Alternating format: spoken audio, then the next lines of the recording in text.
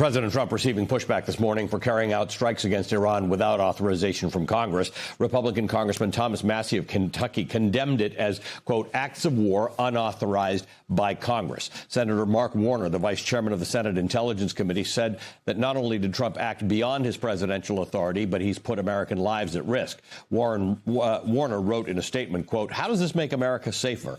By the president's own words, American heroes may be lost. That alone should have demanded the highest level of scrutiny, deliberation, and accountability, yet the president moved forward without seeking congressional authorization. The Constitution is clear. The decision to take this nation to war rests with Congress and launching large-scale military operations, end quote. The Constitution, by the way, does say that only Congress can declare war. The president used the term war in his overnight remarks. But both Republican and Democratic presidents have ordered military force without Congress's authorization over the years.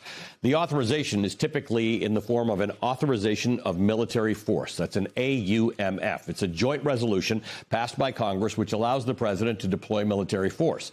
A landmark AUMF was granted back in 2001 in response to the 9/11 attacks. The Trump administration has relied on broad interpretations of that 2001 AUMF to justify military action since.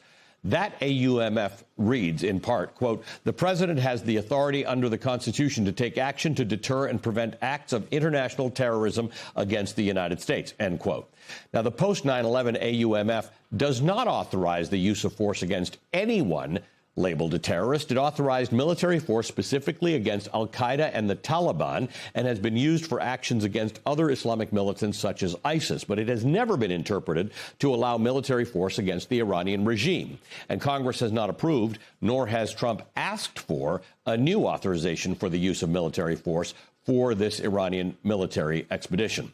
Joining us now is the Democratic Congresswoman Chrissy Houlihan of Pennsylvania. She serves on the House Armed Services Committee and served in the United States Air Force. Congresswoman, thank you for being with us. This is a separate debate. I just want to be clear for our viewers. It's a separate debate as to whether or not Donald Trump should have attacked Iran. That's a debate for people to have. This is a question of who gets to decide when the United States goes to war.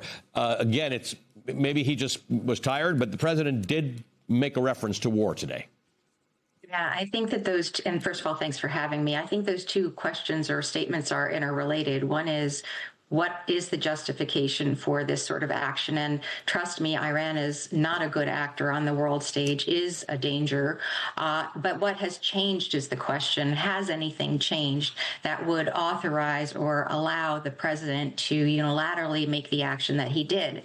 And I would argue, and I think it sounds like my colleagues across the aisle as well would argue, no, nothing has changed that would mean that he can act in the way that he did in an act of war as he described it, to work to try to destroy this regime. It just, all of it makes no sense. He did none of the things that were done in that war that you were referring to, in terms of going to the UN Security Council, in terms of going to the U.S. Congress and the Senate to ask for permission, in terms of having a coalition behind him to work through this. And instead, he's thrown our country and this world into chaos, which is clearly not what his supporters voted for, and certainly not something that will end up in a more secure country or a more secure world.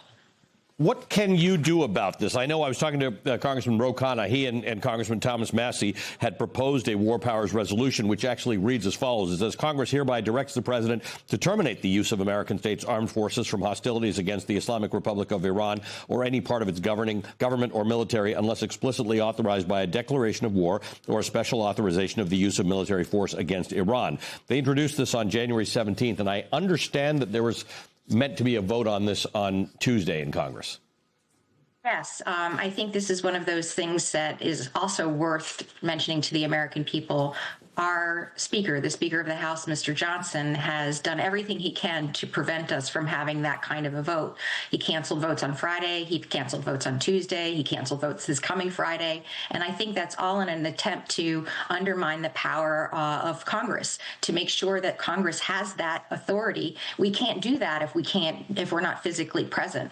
And so I think that he is absolutely complicit in this neutering of the United States Congress. And I'm hopeful that we have the chance to take that vote. Unfortunately, we've had similar votes on things like Venezuela that have ended up in sort of a tie of sorts. And that seems to give the president in his mind, the authority to continue on with his lawlessness.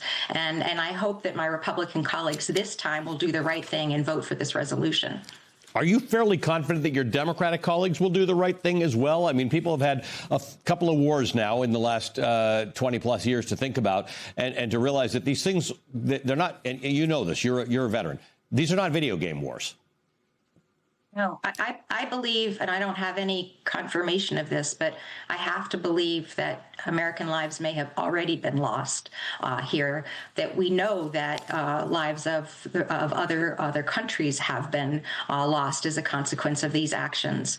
No, this is not a game.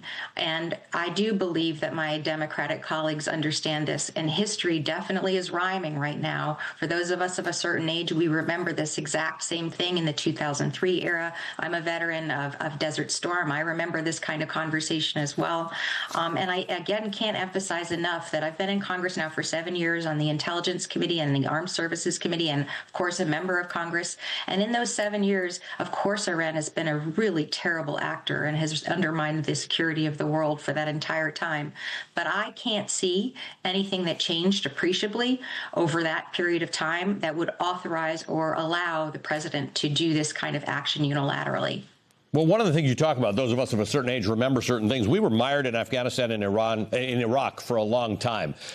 Iran is a bigger, more powerful place. And that doesn't mean we shouldn't be involved in sorting problems out with Iran, but it's a bigger and more powerful place than Iraq, Afghanistan, Venezuela, and everybody else we've hit combined.